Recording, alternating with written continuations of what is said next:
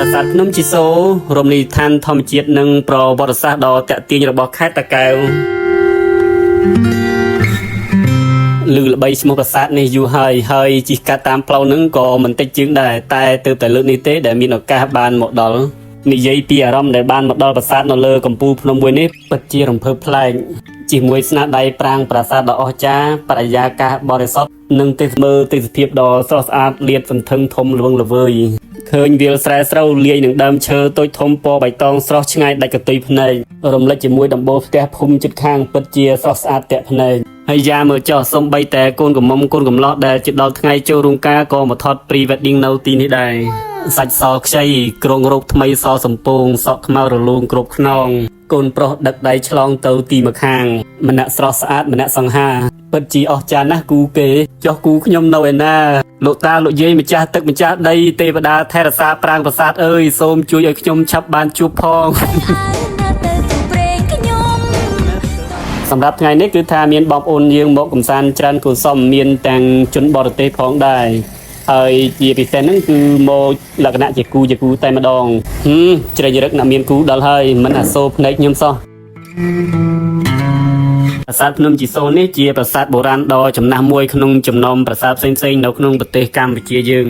ដែលមានអាយុកាលប្រមាណជាង 1000 ឆ្នាំហើយតាមឯកសារដែលខ្ញុំបានមើលប្រាសាទនេះត្រូវបានកសាងឡើងនៅក្នុងរជ្ជកាលព្រះបាទសូរ្យវរ្ម័នទី1នាដើមសតវត្សទី11នៅក្នុងរវាងឆ្នាំ1010ដល់1012ដើម្បីឧទ្ទិសដល់ព្រហ្មញ្ញសាសនាគឺព្រះឥសូរជាក់ស្ដែងទីនេះគេហៅថាលឹងព្រះឥសូរតែមកដល់សម័យកាលបច្ចុប្បន្ននេះមើលទៅបានផ្លាស់ប្ដូរការគោរពបូជាពីព្រហ្មញ្ញសាសនាមកបែបព្រះពុទ្ធសាសនាវិញហើយព្រោះអីនៅលើកំពូលភ្នំនេះក្រៅពីប្រាសាទនេះទៅក៏មានវត្តព្រះសង្ឃផងដែរមានព្រះវិហារនិងរូបចម្លាក់ព្រះពុទ្ធអង្គជាច្រើន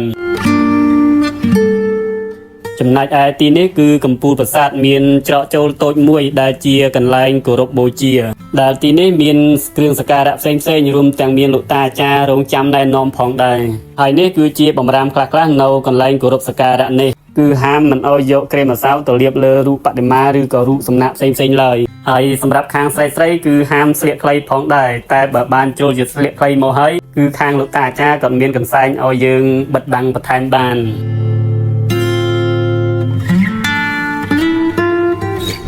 សម្រាប់ស្ថានភាពបច្ចុប្បន្នគឺមានសភាពទ្រុឌទ្រោមខ្លាំងហើយជាក់ស្ដែងមើលចុះកន្លែងខ្លះគឺផ្ទាំងថ្មដែលជាតួបង្គំនៃប្រាសាទគឺបាក់គោគ្នាតែម្ដងហើយកន្លែងខ្លះទៀតមានវ័យឈើធ្វើជាបងបាញ់ចន្ទល់ទុំការពារកុំឲ្យបាក់រលំណាមួយប្រាសាទនេះក៏ធ្លាប់រងគ្រោះពីការទម្លាក់គ្រាប់បែកយ៉ាងខ្លាំងនាសម័យកាលសង្គ្រាមអំឡុងឆ្នាំ1907ផងដែរដែលបានធ្វើឲ្យកន្លែងខ្លះនៃប្រាសាទគឺបាក់ស្រុតបិទជិតផ្លូវចូលតែម្ដង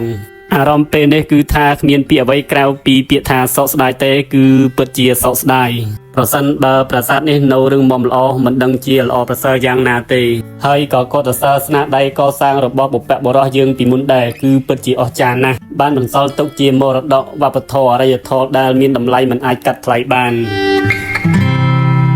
សម្រាប់ទីតាំងភ្នំជីសូនេះគឺស្ថិតនៅក្នុងភូមិដកពោឃុំរវៀងស្រុកសំរងខេត្តតាកែវភ្នំនេះមានកម្ពស់130ម៉ែត្រហើយដើម្បីឡើងទៅដល់កំពូលភ្នំគឺមានវិធី2ទី1គឺយើងឡើងតាមកម្មចន្ទើថ្មើរជើងនេះដែលមានប្រមាណ390កម្មគឺមិនតិចទេតែខ្ញុំក៏យល់ថាវាល្អព្រោះអីវាជាតម្លៃការចងចាំមួយដ៏ល្អឯផ្លូវទី2គឺយើងអាចជិះឡានឬក៏ម៉ូតូទៅតាមផ្លូវនេះបានតែមើលចុះផ្លូវដូចជាមិនជាស្រួលប្រហែលដែរទេដុំថ្មដុំគឺថារលាក់ចង់ធ្លាក់ថ្លើមហើយ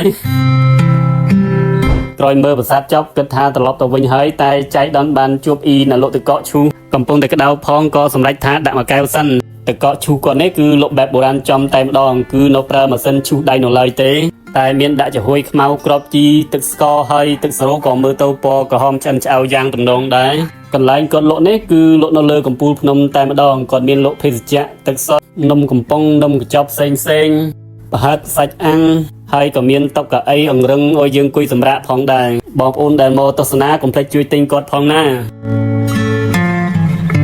សម្រាប់វីដេអូនេះគឺមានតែប៉ុណ្្នឹងទេអរគុណសម្រាប់ការទស្សនាសូមជួយចុច follow page មួយផងបាទជាការលើកទឹកចិត្តអរគុណ